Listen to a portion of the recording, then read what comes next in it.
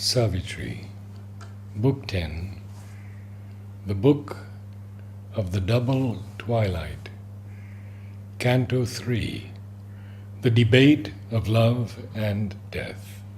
He said, "Art thou indeed so strong, O heart, O soul so free?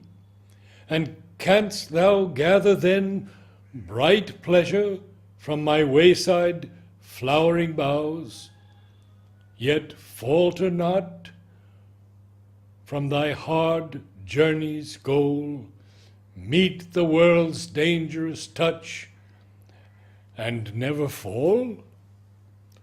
Show me thy strength and freedom from my laws." But Savitri answered, "Surely I shall find, among the green and whispering woods of life, close-bosomed pleasures, only mine since his, or mine for him, because our joys are one. And if I linger, time is ours and God's. And if I fall, is not his hand near mine? All is a single plan. Each wayside act deepens the soul's response, brings nearer the goal." The contemptuous nihil answered her, "So prove thy absolute force to the wise gods, by choosing earthly joy. For self demand, and yet from self and its gross masks live free. Then will I give thee all thy soul desires, all the brief joys earth keeps for mortal hearts. Only the one dearest wish that outweighs all, hard laws forbid, and thy ironic fate. My will, once wrought, remains unchanged through time, and Satyavan can never again be thine."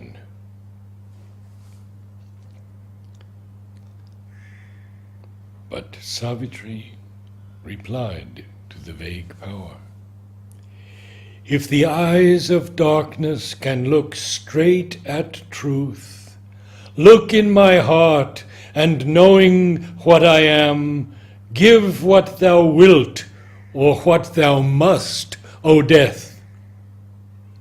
Nothing I claim but Satyavan alone." There was a hush, as if of doubtful fates, as one disdainful still, who yields a point. Death bowed his sovereign head in cold assent. "I give to thee, saved from death and poignant fate, whatever once the living Satyavan desired in his heart for Savitri. Bright noons I give thee, and unwounded dawns, daughters of thy own shape in heart and mind, fair hero sons, and sweetness undisturbed of union with thy husband, dear and true. And thou shalt harvest in thy joyful house felicity of thy surrounded eaves. Love shall bind by thee many gathered hearts. The opposite sweetness in thy days shall meet of tender service to thy life's desired, and loving empire over all thy loved, Two poles of bliss made one, O Savitri. Return, O child, to thy forsaken earth. But Savitri replied, thy gifts resist. Earth cannot flower if lonely I return. Then Death sent forth once more his angry cry, as chides a lion his escaping prey. What know'st thou of earth's rich and changing life, who think'st that one man dead all joy must cease? Hope not to be unhappy till the end, for grief dies soon in the tired human heart. Soon other guests the empty chambers fill. A transient painting on a holiday's floor traced for a moment's beauty love was made. Or if a voyager on the eternal trail, its objects fluent change in its embrace, like waves to a swimmer upon infinite seas. But Savitri replied to the vague god, give me back Satyavan, my only lord. Thy thoughts are vacant to my soul that feels the deep eternal truth in transient things. Death answered her, return and try thy soul.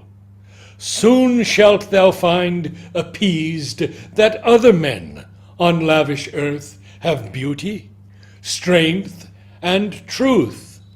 And when thou hast half forgotten, one of these shall wind himself around thy heart that needs some human answering heart against thy breast.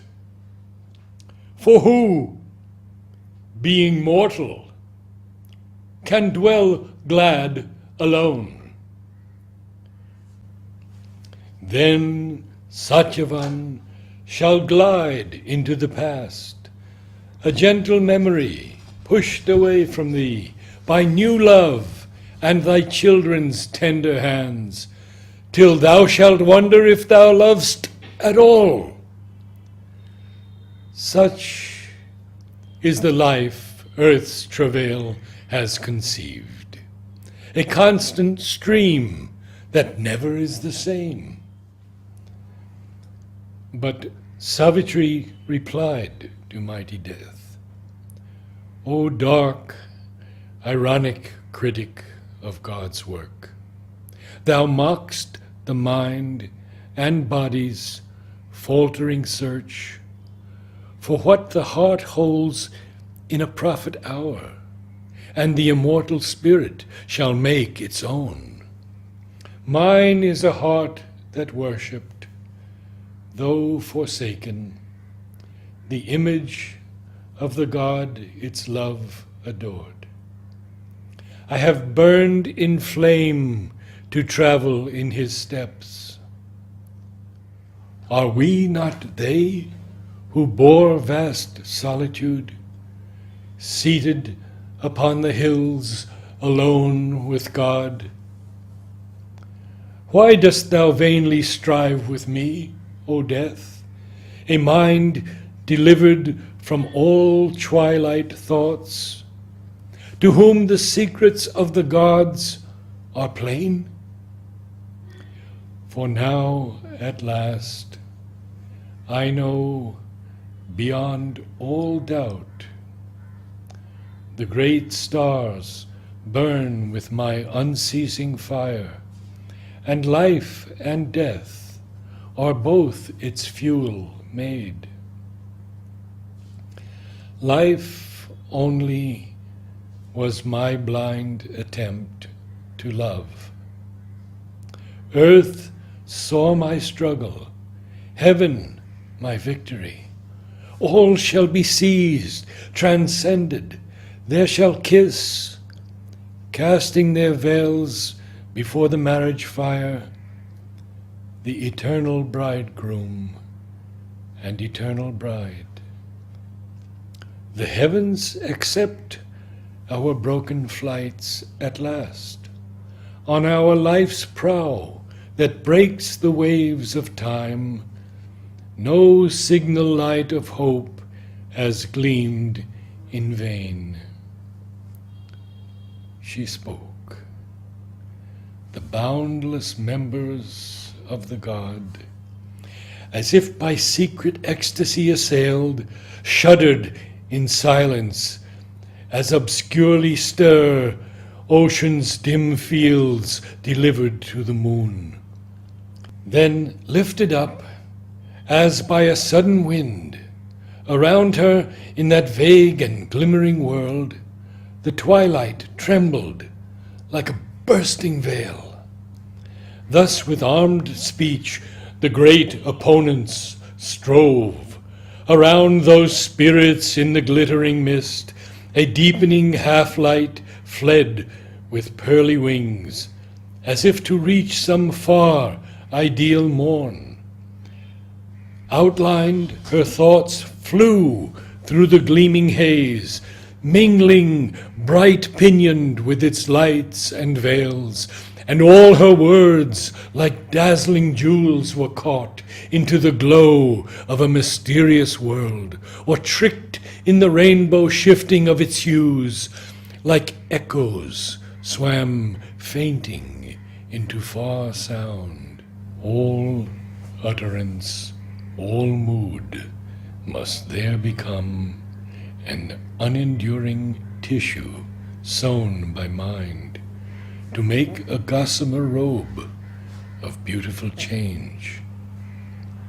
Intent upon her silent will, she walked on the dim grass of vague, unreal plains, a floating veil of visions in her front, a trailing robe of dreams behind her feet. But now her spirit's flame of conscient force, retiring from a sweetness without fruit, called back her thoughts from speech to sit within, in a deep room in meditation's house. For only there could dwell the soul's firm truth, imperishable, a tongue of sacrifice. It flamed, unquenched, upon the central hearth, where burns for the high house lord and his mate, the homestead's sentinel and witness fire, from which the altars of the gods are lit. All, still compelled, went gliding on unchanged. Still was the order of these worlds reversed. The mortal led, the god and spirit obeyed, and she behind was leader of their march, and they in front were followers of her will. Onward they journeyed through the drifting ways, vaguely companioned by the glimmering mists. But faster now, all fled, as if perturbed, escaping from the clearness of her soul. A heaven bird upon jeweled wings of wind, borne like a colored and embosomed fire, by spirits carried in a pearl-hued cave, on through the enchanted dimness, moved her soul.